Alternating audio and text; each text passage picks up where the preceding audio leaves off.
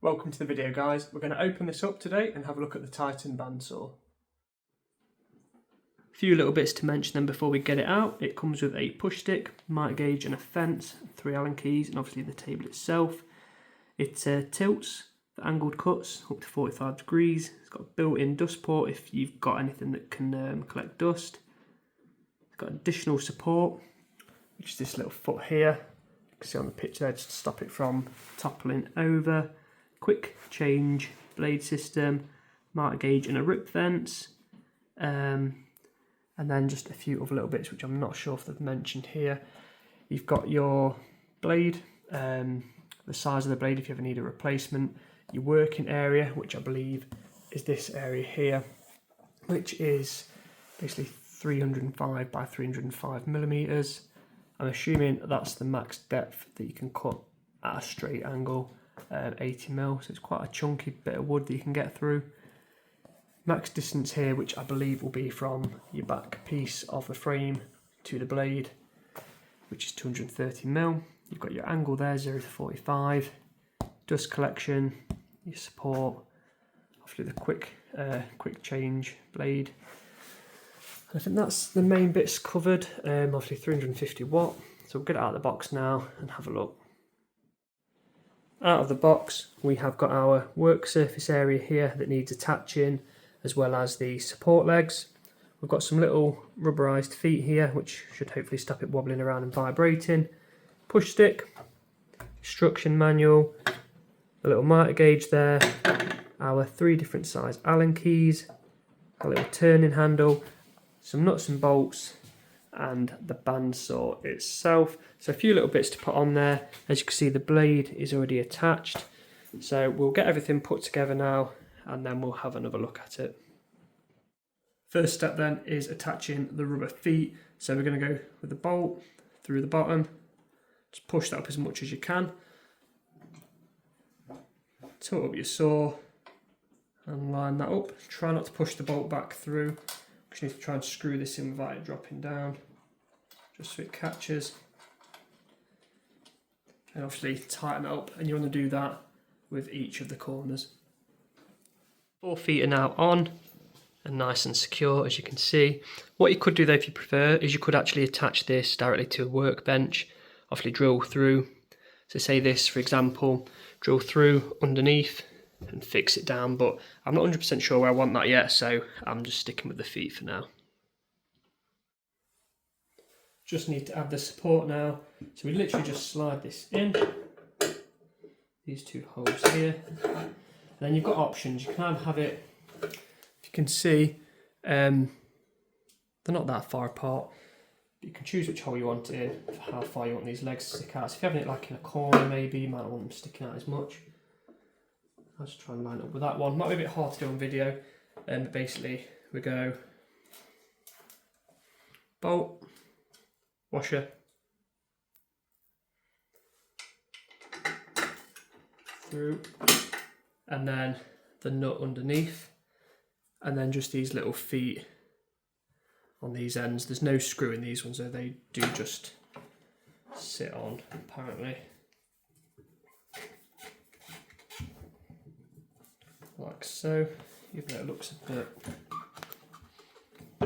doesn't really sit very flat, but you know, so it stops it from vibrating.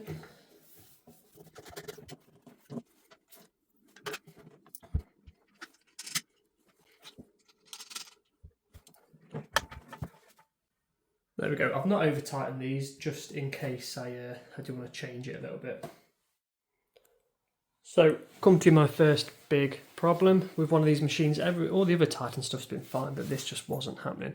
So here, as you can see, this absolute monstrosity. It's not quite dry yet. That's a bit of super glue on there.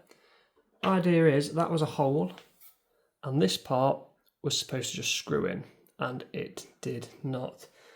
I was trying to make the hole a bit bigger. It just wasn't having it at all. So what I've done is forced a wooden dowel in there, and I'm going to have to put a screw in with a washer. You'll see that on the next step of how that's going to work and why that part is actually quite important.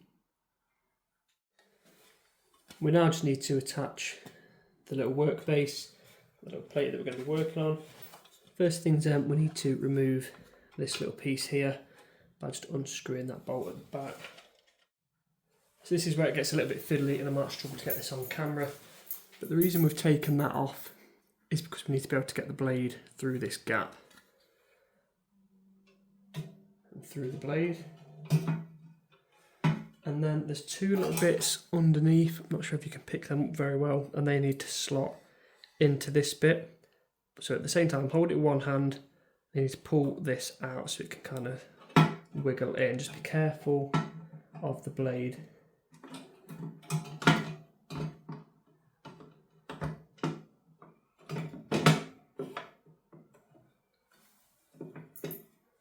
There we go, and that's in.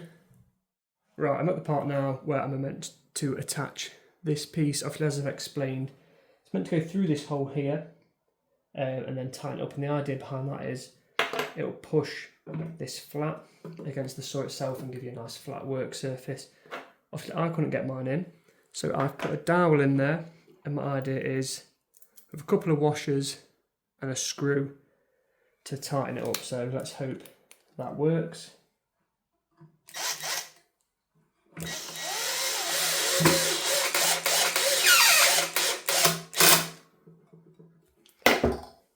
There we go.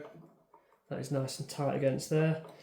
Then obviously if you need to make your adjustments, just loosen it slightly so that you can turn this little knob here to set your angle. And then if you need to tighten it up, there we go, and it's nice and tight now. Other thing you might want to do it around this sort of step, or you can do it at the end. So if you once that's tightened up on where it should be flat, you can use your level just to make sure. Is we have this little part here. Just set that to 0. There is markings so you probably can't see them very well, but set that to 0 and tighten that little arrow up. Right, the main things that are left to do then is to put the fence on.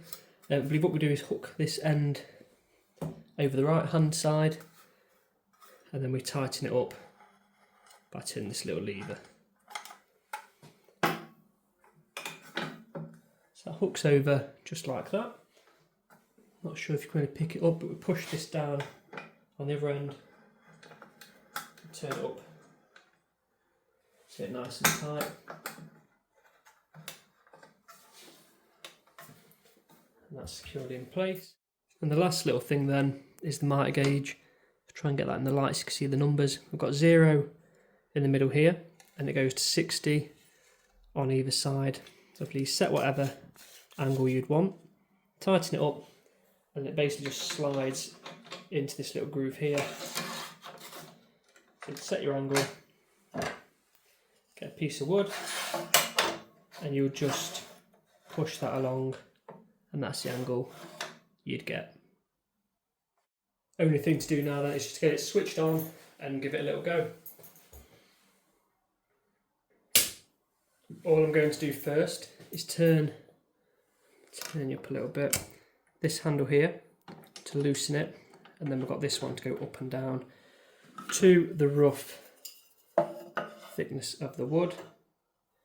So do go a bit lower, and we tighten that top one back up.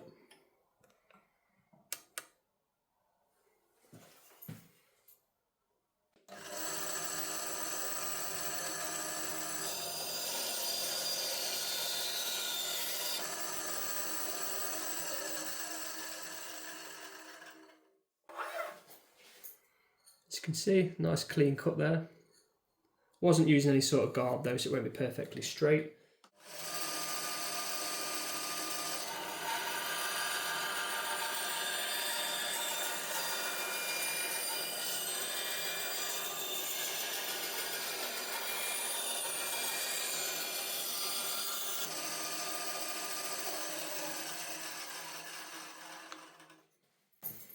And again, with a slight curve, it has actually made quite a nice cut. There's underneath, obviously a bit of sanding down just to get rid of the part where it's gone through. But overall, quite impressed with that. I'm no expert with a bandsaw though. It's not really something I've used, so I just need a little bit of practice. But any questions, guys, feel free to pop them in the comments and I'll do my best to answer them for you.